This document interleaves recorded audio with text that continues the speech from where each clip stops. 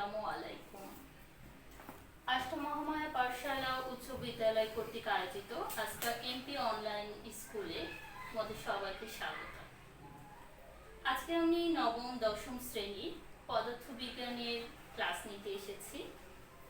তো তোমরা অনেকেই আমাকে রিংয়ে জানিয়েছো যে চলো বিদ্যুৎ নিয়ে একটু কথা বলতে। তো চলো আজকে আমরা একাদশ অধ্যায়ের চলবিদ্যুৎ অধ্যায়টা নিয়ে আলোচনা করব। এই অধ্যায়টা আলোচনা করতে গিয়ে আমাকে যে সব টার্মগুলো শিখতে হবে সেগুলো হলো, আমি সাইটে লিখে দিয়েছি তোমাদের সুবিধার জন্য। বিদ্যুৎ প্রবাহ, তড়িৎচালক শক্তি, বিভব পার্থক্য, পরিবাহী পদার্থ, অপরিবাহী পদার্থ, অর্ধ পরিবাহী পদার্থ এবং বিদ্যুৎ প্রবাহের দিক। এই টার্মগুলো নিয়েই আজকে আমরা আলোচনা করব। তো প্রথমেই আসি বিদ্যুৎ প্রবাহ। বিদ্যুৎ প্রবাহটা কি?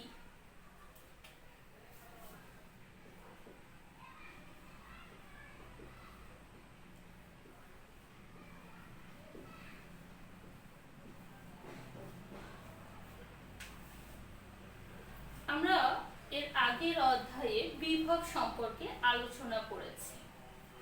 তো যদি দুইটা বস্তুর মধ্যে বিভব পার্থক্য থাকতে হবে, ধরে নিই এই দুইটা বস্তু। বিভব পার্থক্য বলতে আধানের কম এবং বেশি চার্জ, এটাকে আধান বা চার্জ আমরা বলি। অবশ্যই দুইটাতে, ধরো এটাতে আধান 4টা আছে, এখানে এই পদার্থে একটা আছে।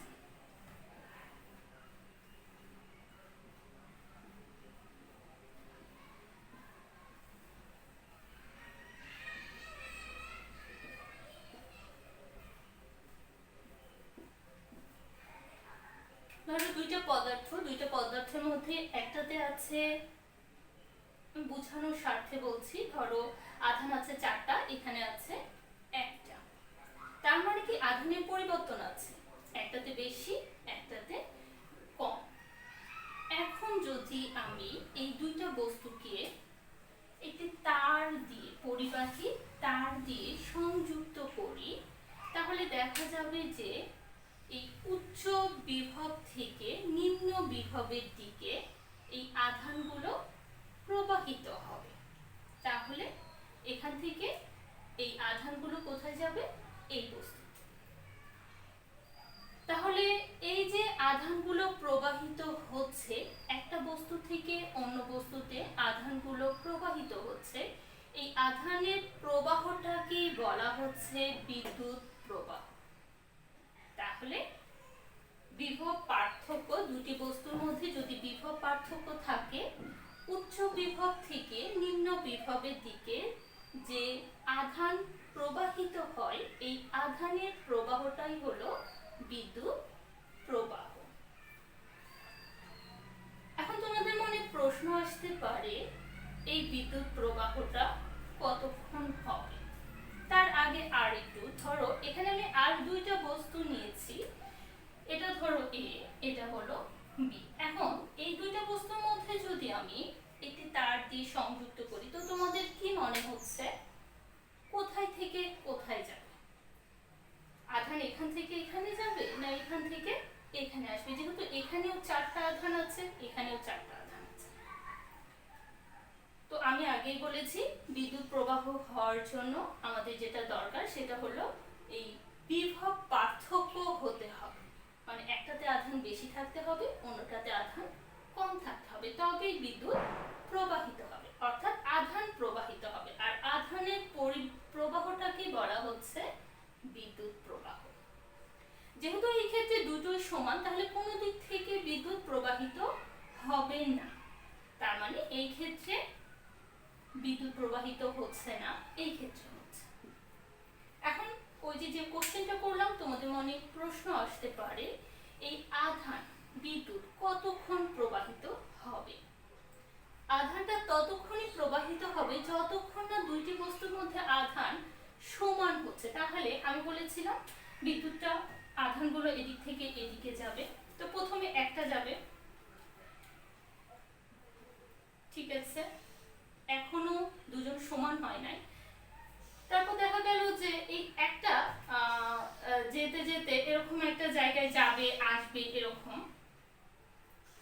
তো যাই হোক, এই ক্ষেত্রে দেখা যাচ্ছে যে দুইটাতেই যখন সমান সমান হয়ে যাবে তখন বিদ্যুৎ আর প্রবাহিত হবে না, তখন বিদ্যুৎ প্রবাহ বন্ধ হয়ে যায়। তো এটাই ছিল, যতক্ষণ দুইটা বস্তুর মধ্যে বিদ্যুৎ প্রবাহ সমান হবে না ততক্ষণ পর্যন্ত আধান সমান হবে না ততক্ষণ পর্যন্ত বিদ্যুৎ প্রবাহিত হতেই থাকবে। তাহলে বিদ্যুৎ প্রবাহ সম্পর্কে একটা ধারণা আমরা পেয়েছি।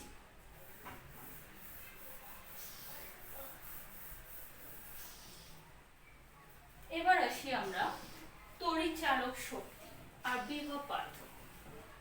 এই দুইটা টার্ম নিয়ে আমাদের খুবই সমস্যা হয় এবং খুবই কনফিউজের মধ্যে আমরা থাকি যে কোনটা তড়িৎচালক শক্তি আর কোনটা বিভব পার্থক্য। আমি এটা একটু তোমাদের সামনে ক্লিয়ার করছি। প্রথমে আমি একটা কোষ আঁকাচ্ছি।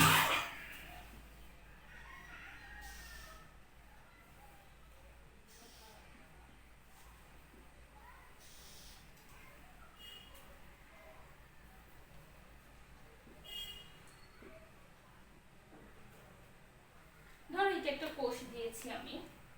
তো এটাকে এই প্রান্তটাকে এ আর এই প্রান্তটাকে বি। তো আমি বলছি যে এটা হলো প্লাস।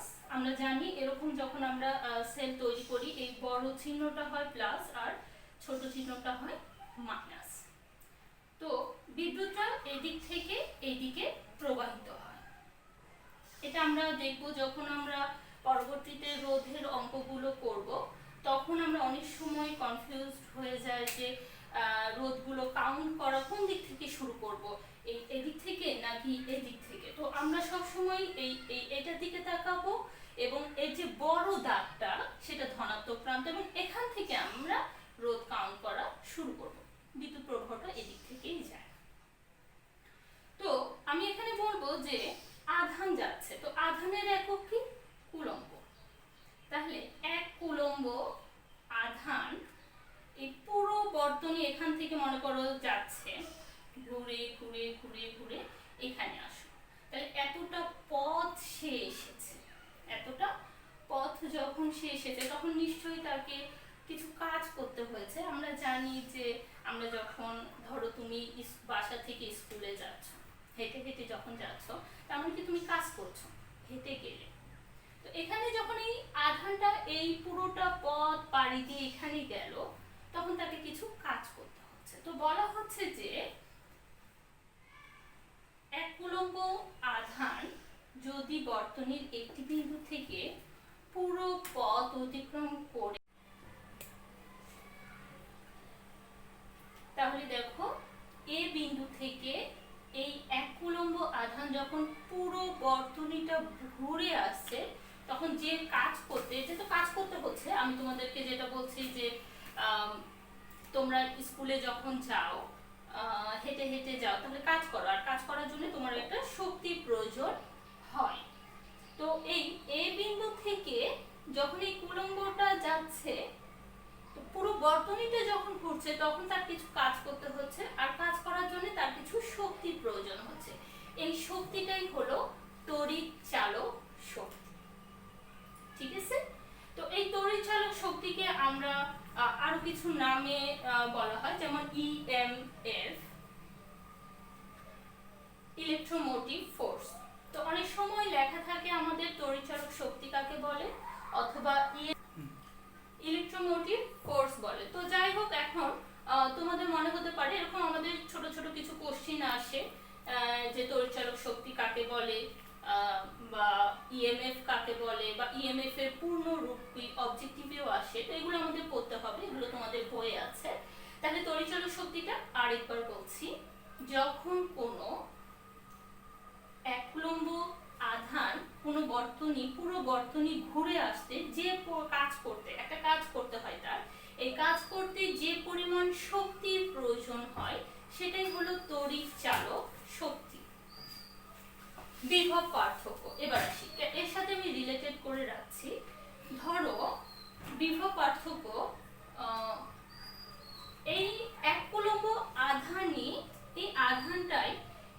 বর্তনী না ঘুরে ধরো এখান থেকে এখানে যাচ্ছে, তাহলে এখানেও কাজ করার জন্য তার কিছু শক্তির প্রয়োজন হচ্ছে।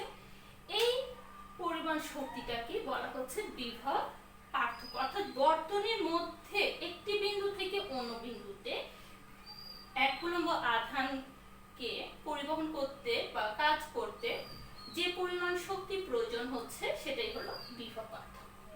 তাহলে পার্থক্যটা এই দুইটা জিনিস একই, কিছুটা একই, কিন্তু তারপর পার্থক্য আছে।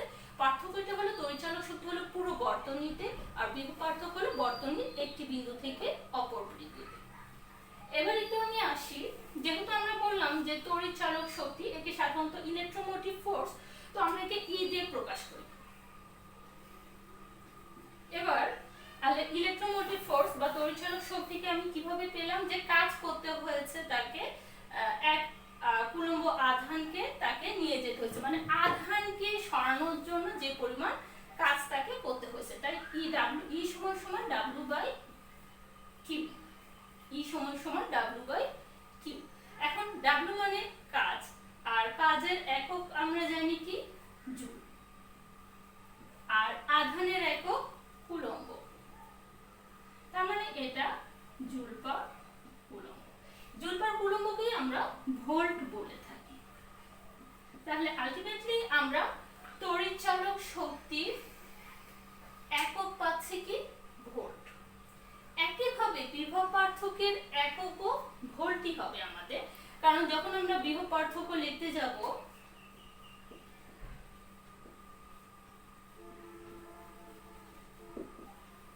তখনও আমার ওই যে দেখালাম যে ছোট্ট দুইটা বিন্দু বর্তনীর মধ্যে, কিন্তু সেখানেও তো কাজই তোমাকে করতে হয়েছে, আধান পরিবহনের জন্য কাজই করতে হচ্ছে। তাই সেই এজন্য আমরা এখানেই লিখব ডাব্লিউ বাই কিউ বা জুল।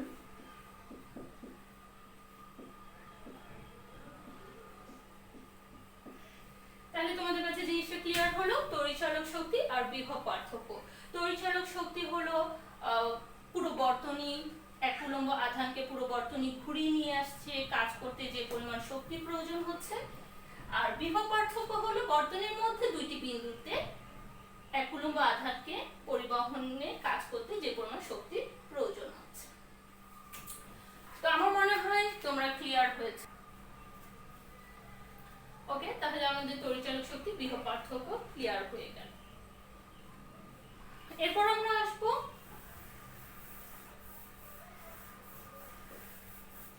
পরিবাহী পদার্থ, অপরিবাহী পদার্থ এবং অর্ধপরিবাহী পদার্থ। পরিবাহী পদার্থটা কি? আমরা জানি যে সকল পদার্থের মধ্যে দিয়ে বিদ্যুৎ প্রবাহিত হতে পারে তাদেরকে পরিবাহী পদার্থ বলে। এটা আমরা এর আগেও পড়ে এসেছি। এখন কথা হলো এটাকে আমরা আরো ব্রডলি জানবো যে কোন সকল পদার্থের মধ্যে দিয়ে ইলেকট্রনগুলো প্রবাহিত হতে পারে। আমরা আগে বলেছি পদার্থ আর রসায়ন একজন আরেকজনের সাথে রিলেটেড। আমরা রসায়নে যখন ধাতব বন্ধনগুলো পড়ছিলাম তখন দেখেছিলাম ধাতব বন্ধনের মধ্যে কিছু মুক্ত ইলেকট্রন ঘোরাফেরা করছে। তার মানে কি ধাতুর মধ্যে মুক্ত ইলেকট্রনগুলো ঘোরাফেরা করছে। তো এই ধাতুগুলোই আসলে সাধারণত যে তারগুলো আমরা ব্যবহার করি এদেরকে পরিবাহী পদার্থ বলা হয়। অর্থাৎ এই ধাতুর মধ্যে যে ইলেকট্রনগুলো খুব সহজেই চলাচল করতে পারে, যেমন সোনা, রূপা, লোহা, তামা। একইভাবে অপরিবাহী পদার্থ, এটা আমরা খুব সহজে বলতে পারি অপরিবাহী পদার্থ কি, যার মধ্যে দিয়ে ইলেকট্রন প্রবাহিত হবে না। তার মানে যার মধ্যে ইলেকট্রনই নাই তার মধ্যে ইলেকট্রন প্রবাহিত হয় না। যেমন ইলেকট্রন নাই মানে মুক্ত ইলেকট্রন নাই, ইলেকট্রন আছে কিন্তু মুক্ত ইলেকট্রনগুলো থাকে না। যেমন প্লাস্টিক, রাবার, পলিথিন, এই জিনিসগুলো, কাঠ, এগুলোর মধ্যে মুক্ত ইলেকট্রন হয়, তাই এগুলোতে বিদ্যুৎ প্রবাহিত হয় না। এবার আসি অর্ধপরিবাহী। এই ক্লাসে আমি জাস্ট অর্ধপরিবাহী সম্পর্কে একটা বেসিক ধারণা দিব। অর্ধপরিবাহী সম্পর্কে আমরা ত্রয়োদশ অধ্যায়ে যাই আরো বিস্তারিত জানবো। তো অর্ধপরিবাহী বলছে যে এরা কখনো পরিবাহী কখনো অপরিবাহী। অর্থাৎ যখন স্বাভাবিক টেম্পারেচারে থাকে তারা তখন পরিবাহীও না অপরিবাহী, মধ্যম অবস্থায় বিরাজ করে, কিন্তু যখন তাপমাত্রা বাড়ায় দিই তখন তারা পরিবাহী হিসেবে, তাহলে এই অর্ধপরিবাহী উদাহরণ হিসেবে আমরা লিখতে পারি জার্মেনিয়াম, সিলিকন, এগুলো হলো অর্ধপরিবাহী উদাহরণ। তো প্রিয় শিক্ষার্থীবৃন্দ, তোমরা বাসায় আমি আজকে যে ক্লাসগুলো করালাম এগুলো নিয়ে আলোচনা করবে। আর আমরা যে বিদ্যুৎ প্রবাহের দিক, এইটার সাথে আমরা রোধ নিয়ে বা ওহমের সূত্র নিয়ে আলোচনা করব সামনের ক্লাসে। এগুলো তোমরা একটু পড়ে রাখবে, আমি বেসিক একটু পড়ে রাখবে, জাস্ট আমি যখন বুঝাবো তোমাদের বুঝতে একটু সুবিধা হবে। আর আজকে এই পর্যন্তই। কোনো সমস্যা হলে আমাদের পেজে জানাবে তোমরা। সবাই ভালো থাকবে।